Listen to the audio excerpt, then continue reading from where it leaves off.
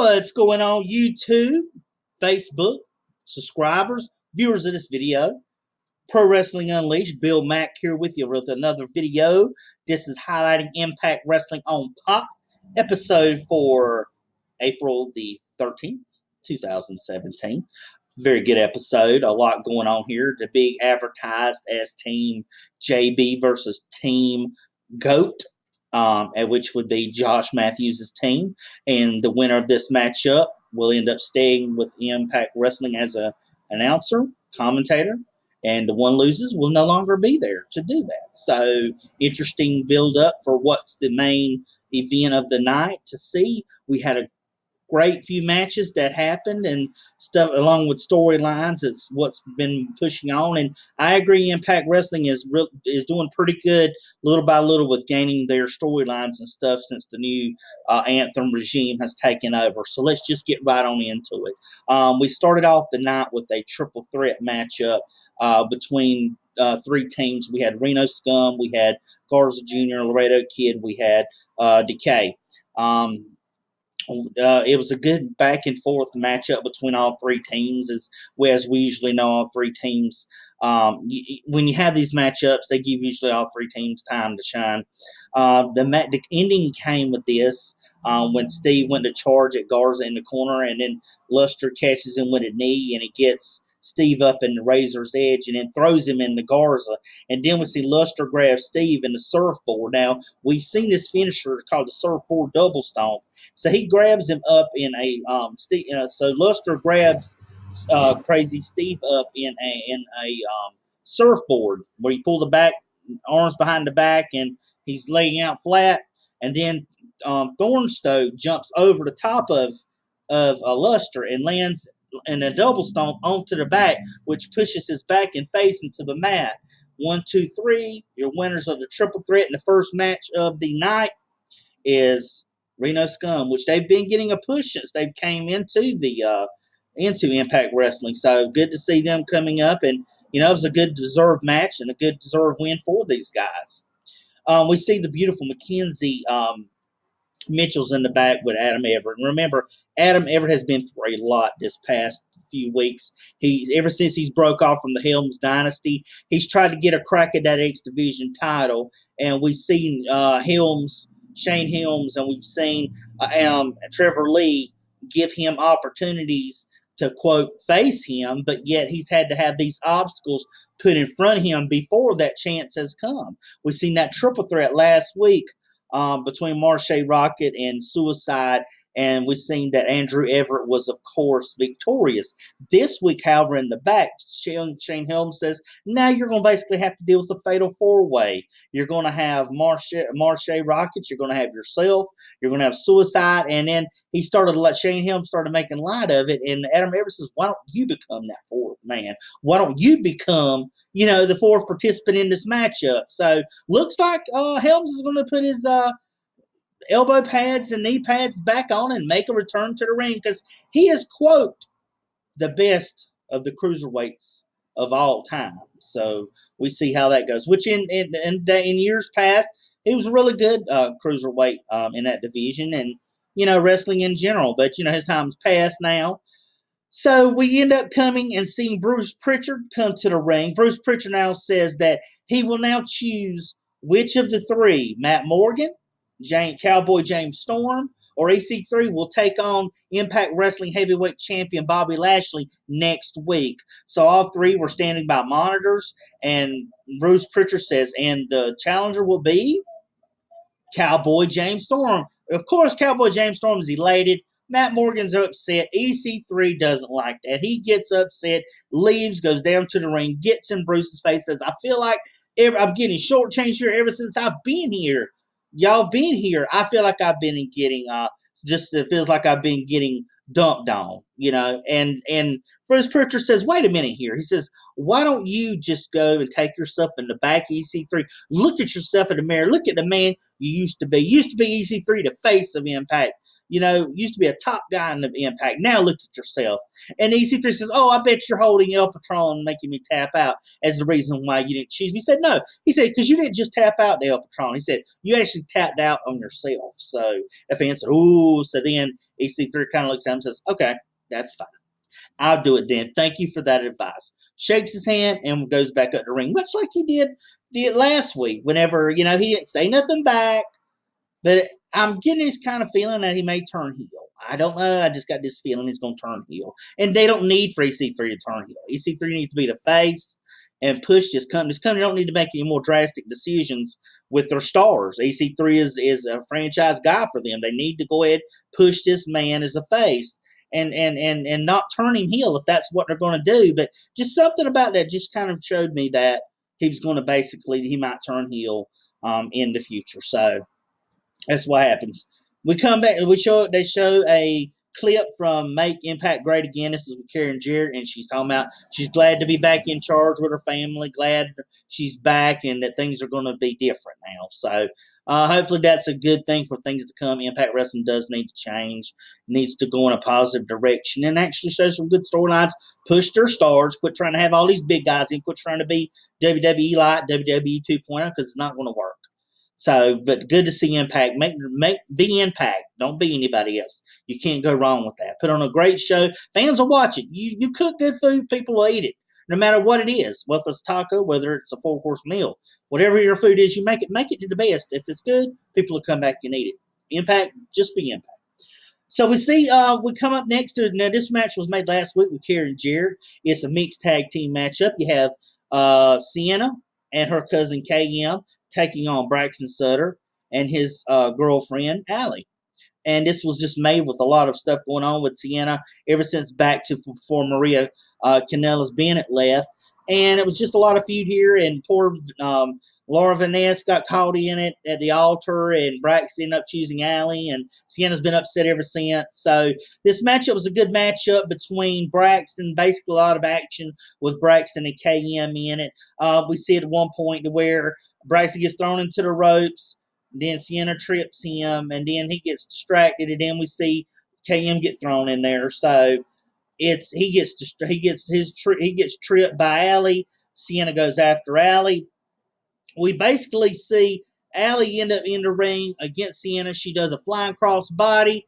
Sienna catches her. Sienna just laughs, and she ends up tripping over the back of KM's feet. And when that happens, Allie lands on top. 1, 2, 3. Your winners by default by this mishap are Braxton Sutter and Allie. Now, just when you think this is the end of the matchup, oh no, all of a sudden on the video wall, Congo Kong comes up. This must be the Fury Unleashed that's been on the vignettes over the last few weeks that's going to happen to Braxton Sutter, as we've seen in these vignettes, revenge for what's happened from, especially by Laura Vanessa, has felt she's been betrayed. Congo Kong comes out, big, massive dude, makes Tyrus look small. Beats Braxton in the corner, does a cannonball splash in the corner. We see Sienna come in and hit the AK-47 on Allie. They're all beating on Allie. Lauren Vanessa comes in.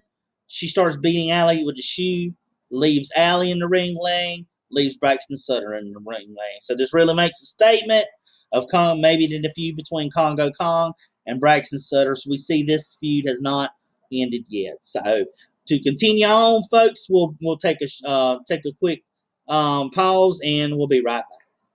So we see commercial break comes on. Rosemary comes out. She's defending the Impact Wrestling Knockouts Championship against Santana Garrett. Pretty good matchup between these ladies as they're trying to display the athleticism of their knockout division, which I think is very athletic. Rosemary is a very athletic person. There was quite a bit of moves back and forth to show these women's abilities, and I thought that kind of stood out. We've seen Rosemary hit a figure 4 leg lock, headlock over the ropes on Santana Jarrett as hard as she could, holding on. And I'm like, well, I couldn't never do something like that, especially upside down. And then we seen at one point where Santana Garrett hit a second rope Hurricane Rana, and that sent Rosemary flying. across the ring. We saw Jarrett ending on this match, though, came up when we saw Santana Garrett try to hit a handspring moonsault. Rosemary got out of the way of it. She ends up picking up Santana Garrett. She ends up hitting a red wedding on her, and she connects with it. 1, 2, 3. Rosemary retains the Impact Wrestling Knockouts Championship. So, good match between these ladies. You know, Rosemary is very athletic. She can wrestle. Santana Garrett pretty much did a good job with it as well. And all they can do is continue on to show the athleticism and how well these ladies can wrestle in the Knockouts division. So we see in the back, we see Angelina Love with Davey Richards, and they're all kissing and close, and that you feel that something between them that really just stands out. It's just kind of being like creepy the way that she's got this trans over him, and they were asked if they felt remorse or bad for what happened last week. As we remember, we saw Davey Richards get wrapped chain around his boot, and Angelina Love had to kind of put him in a trance to say, "Do this for me," and he ends up kicking Eddie Edwards side the head in that last man standing match, winning that matchup. And Angelina says, absolutely not. She says they deserve every bit of suffering that that Angelina Love and Richardson hand out to them. So just kind of shows you this feud is going to continue on, that it's nowhere near from ending, which I think this is a good feud between these two former best friends, these two former Impact Wrestling Tag Team champions. And you know, it kind of stemmed from when Davey went out, was hurt, and we seen Eddie went on and won he won the Impact Wrestling Heavyweight Championship. And Davies came back, and it seems like Angelina's kind of got a trans and hold on him, and he's doing basically whatever she wills him to do. So, interesting enough to see how this feud progresses on. Now we go to commercial. Come back, we see Adam Everett taking on Marche Rocket, taking on Suicide, and Shane Helms. Now, this matchup was interesting because Shane Helms through this whole matchup was more of a hit and run. Trevor Lee got caught up trying to trip somebody, and referee tried to send him to the back. He wasn't going to be a distraction in this matchup. So Helms was out there, and Helms kept dodging. He'd go out there and do a move or two. He would basically come back in, and we see Marche Rocket, Suicide, all of them. A great matchup. I thought it was a really good matchup between a fatal four-way between the guys. Or I would call it a fatal 3.5. I wouldn't really call it a fatal four-way because Helms really didn't do a whole lot.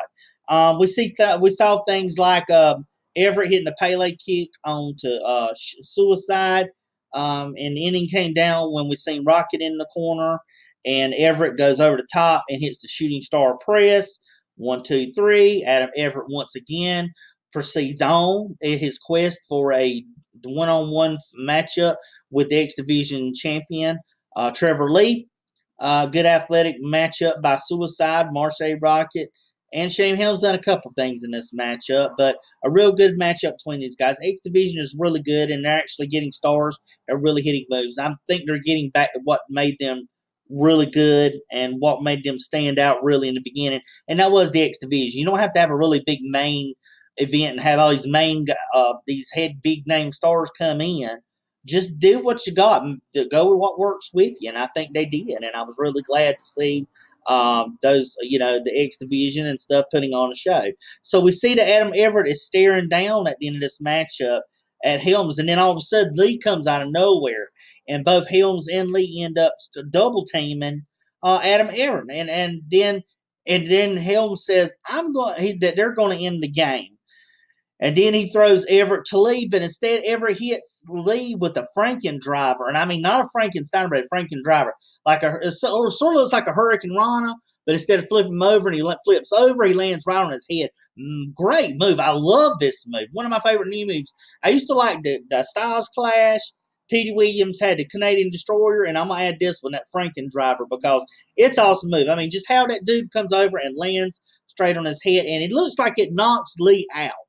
I mean, we see Helms get out of the ring. Lee was laying flat.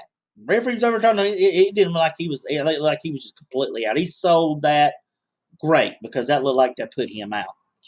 So we see, we go to break. We see another Make Impact Great moment with, of course, the Blueprint Matt Morgan talking a little bit. Come back from commercial break. We see Davey Richards taking on DJZ. DJZ basically, and Davey Richards was pretty dominant in this match, and then and then DJZ caught a break. He put in some offense into this matchup, and then after this happened, DJ Z went up and tried to hit with a leapfrog elbow, and he hits it. And then DJ Z goes for the ZDT, but then Richards ends up basically throwing him off, and he ends up connecting with a kick to his chest on the way down, and Richards ends up rolling up and grabbing the ankle of DJ Z, and he locks it in the ankle lock, and then DJ Z taps. So submission move by David Richards, the ankle lock to get the win over DJZ. So good matchup here. We just saw, like I said, your typical matchup showed the dominance of Davey Richards early. DJZ did put up some offense, but in the end, Davey Richards, the veteran and experienced, ends up making DJZ tap with the ankle lock. Good matchup there. And then all of a sudden, out of nowhere, Eddie Edwards comes running out to the ring, but security tries to hold on to him. He wants so badly to get at Davey Richards, and the security stops him, and then Richard goes to charge him, but he gets stopped. So we see him getting broken apart here, and we see Alicia, which is Eddie Edwards' wife, trying to go to the ring, and then she attacks Angelina Love, who's in the ring, and then she starts just wailing on Angelina Love, and then the referees end up getting between those two. So now everybody's being held out either by the security or the officials. So this is an intense rivalry. I like this rivalry. I think it's going to be pretty good between these guys and their wives, because we've seen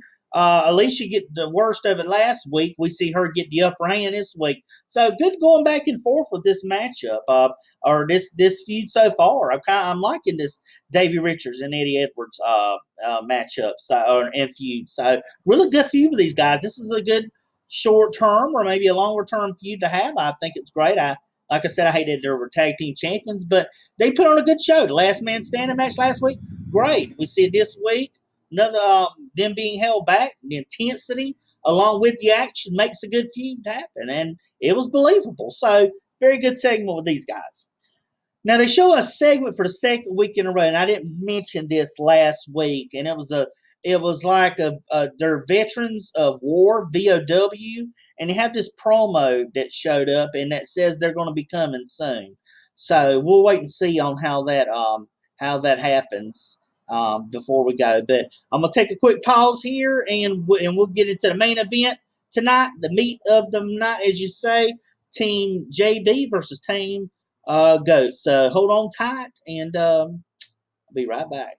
And we're back, and this is the main event. This is what the whole show is culminated down. Now, over the last 6 weeks, folks, I'm going to give you the backdrop on this matchup. We've seen Jeremy Borash come back out to the announce table. We've seen Josh Matthews be a heel commentator. That's his gimmick, the heel commentator, which gives you a gimmick because whenever he calls matches, he doesn't have that heel in him commentating. There's a difference in when you're calling action and cutting promos to somebody being heel, but then when you're actually doing your job, you're not acting heelish. And when he calls matches, you can listen. That's the inconsistency, really is. He's not playing this character really well.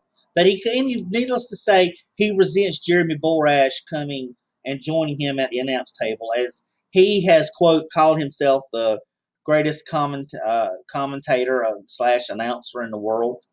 And Jeremy Borash, of course, has been going back and forth with him over the last few weeks. Well, last week Bruce Pritchard told him, we're going to settle this. Both of you guys just cannot coincide in this announcing team. So what we're going to do is we're going to have each of you pick 4 members, and the winner of those teams will be the one that stays on the commentating and announce team. The one that loses has to leave it. So Jeremy Borash picks his team.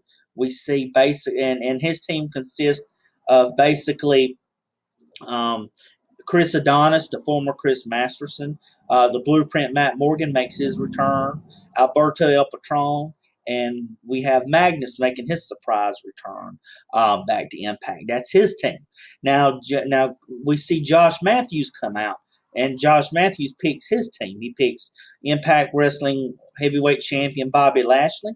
He picks up Bram. He chooses Eli Drake, and he chooses Tyrus. Those four will represent his team. So, which leads us up to this week, and had been going back and forth the whole night leading up to this point. So now this is finally the end of it. Loser has to leave the announce team. So we see these matchup, and this was a good matchup.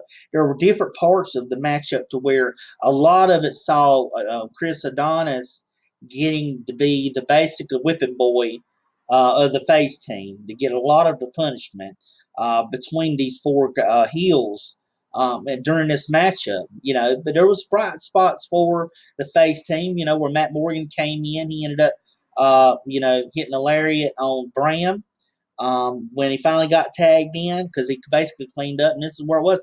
Adonis basically took the brunt of the beatdown for his team most of the matchup. Of course, he's not from the roster, so I guess he agreed to do that. But once Matt Morgan came in, he basically kind of cleared him out. He ended up putting a lariat. He hit down Bram. He went at and then hit Eli Drake, and even sent Lashley over the top. And then he punches and hits Tyrus off the ring. He elbows Lashley. We see Bram and Drake try to double team Morgan, and Morgan ends up ducking them and hitting a lariat on them. So I guess that's his new move. Apparently so. We see that we see a splash to Bram. He goes in the other corner, splash to Drake. We also see a choke slam to Bram. He covers. Then Tyrus ends up breaking that count up, and then El Patron ends up taking on Tyrus and kicks him inside the head. I mean, it was just a smack. I mean, you could hear that kick flush on the face. I saw it looked like that boot just connected inside his face. I don't know how you take a hit like that, but it was loud. And then he goes down. So then Lashley comes in. He spears El Patron. And then Chris Adonis hits a spine buster on Bobby Lashley. And then Eli Drake comes in with the air siren. And then we see Magnus end up releasing. He ends up power bombing Eli Drake. And then Magnus hits a modified figure four. But then Bram breaks that up. So when we see Bram throwing Magnus out, Magnus ends up grabbing him for the choke slam, but then Bram, scratches his eyes out and gouges his eyes. And then we see Bram charge, but then Morgan ends up kicking Bram with the carbon footprint. Magnus ends up off the top rope with a flying elbow. 1, 2, 3. There is your pin. We have Team JB with the win. With Magnus off the top rope with a flying elbow, which means only one thing. Josh Matthews, Team GOAT, goes down in defeat. Josh Matthews has to leave the commentary. And we've seen Jeremy Borash and a lot of those in the Impact Zone, the fans, and Josh is just with his head looking around, like his head down. We see a lot of the roster come out there, and JB thanks his team for winning, and they all make sure that Matthews leaves the Impact Zone, and they all tell him bye. So that is the conclusion of this episode of Impact Wrestling Weekly, episode for Impact Wrestling on Pop for April the 13th, 2017. I hope you fans have enjoyed it, as I hope you do all my videos. If you do like this video, drop a like on this video on the YouTube site, not on Facebook or wherever this may be read. Drop a like on this video. If you have any questions or comments you want to make, feel free always to drop a comment in those. I will read the comments. And if you want to, subscribe to my channel. Share my video. Have other people share and subscribe to my channels. I try to put out content for you, the wrestling fan, but also I have a few political tidbits I do. Trust me, it's in the middle, which is where I try to stay at. So no agenda here other than do political videos, and I do advice videos, and amongst other things. So feel free to come to my channel and like it. So this is Bill Mack here with Pro Wrestling Unleashed. Until next time, the next video, folks, and remember, take it easy.